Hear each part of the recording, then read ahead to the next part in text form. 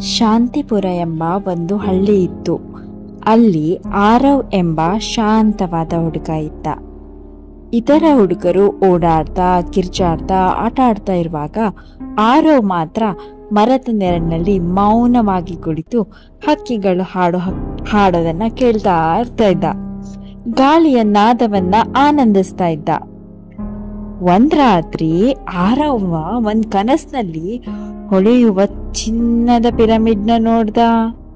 ಅದು ಪ್ರಕಾಶಮಾನವಾಗಿ ಮಿಂಚ್ತಿತ್ತು. ಅದು ಅವನಿಗೆ ಮಾತಾಡಿಸ್ತು. ಆರವ್, ನನ್ನ ಹತ್ರ ಬಾ, ನಾನು ನನ್ನೊಳಗಿರೋ ಮ್ಯಾಜಿಕ್ನ ತೋರಿಸ್ತೀನಿ ಅಂತ. ಬೆಳಗ್ಗೆ ಎದ್ಮೇಲೆ ಅವನು ಅವನ ಅಜ್ಜಿ ಹತ್ರ ಹೋದ. ಅವ್ರ ಅಜ್ಜಿಗೆಲ್ಲ ಹೇಳ್ದ. ಅಜ್ಜಿ ನಗ್ನಗ್ತಾ ಹೇಳಿದ್ರು, ಅದನ್ನ ಪಿರಮಿಡ್ ಅಂತಾರ ಕೂಸೆ ಅಂತ. ಅದು ಒಂದು ಪ್ರಕೃತಿಯ ಕೊಡುಗೆ. ಆಮೇಲೆ ಅವನು ಪಿರಮಿಡ್ನ ನಿರ್ಮಾಣ ಮಾಡಲಿಕ್ಕೆ ಟ್ರೈ ಮಾಡ್ತಾನೆ. ಅಜ್ಜಿಯ ಸಹಾಯದಿಂದ ಆರವ್ ಕಾರ್ಡ್ಬೋರ್ಡ್ನಿಂದ ಚಿಕ್ಕ ಪಿರಮಿಡ್ನ ಮಾಡಿ ಪ್ರತಿದಿನ ಅದ್ರೊಳಗಡೆ ಕೂತು ಉಸಿರಿನ ಒಳಗೆ ಗಮನ ತಗೊಳ್ಳೋದನ್ನ ಶುರು ಮಾಡ್ದ. ಮೊದಲಿಗೆ ಅವನಿಗೆ ಶಾಂತಿ ಮಾತ್ರ ಅನುಭವವಾಯಿತು, ಪೀಸ್ ಫೀಲ್ ಆಯಿತು. ಆಮೇಲೆ ಆರಂಭವಾಗಿದ್ದೇನು ಹೇಳಿ, ಮ್ಯಾಜಿಕ್. ನಿಧಾನವಾಗಿ ಅವನು ಹೂಗಳನ್ನ ಮಾತಾಡ್ಸ್ಲಿಕ್ಕೆ ಶುರು ಮಾಡ್ದ. ಭೂಮಿಯ ತಾಳವನ್ನ ಅನುಭವಿಸ್ಲಿಕ್ಕೆ ತೊಡಗ್ದ. ಆಕಾಶದಲ್ಲಿ ಬಣ್ಣಗಳು, ಮನಸ್ಸಿನಲ್ಲಿ ಬೆಳಕು ಕಾಣಿಸ್ಲಿಕ್ಕೆ ಶುರು ಆಯಿತು.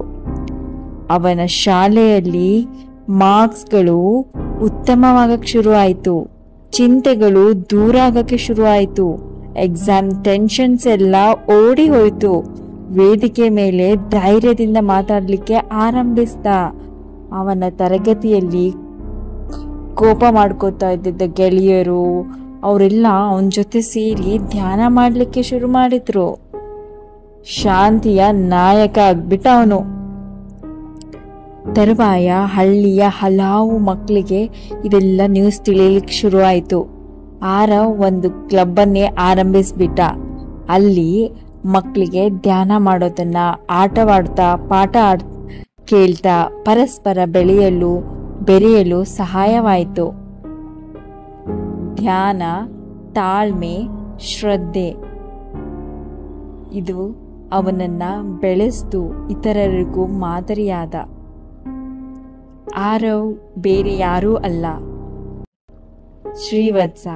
ಅವನು ಈಗ ಅದ್ರಿತಾ ಕುಟೀರ ಪಿರಮಿಡ್ ಮೆಡಿಟೇಷನ್ನ ನಡೆಸ್ತಾ ಇರೋ ಬಾಲಕ.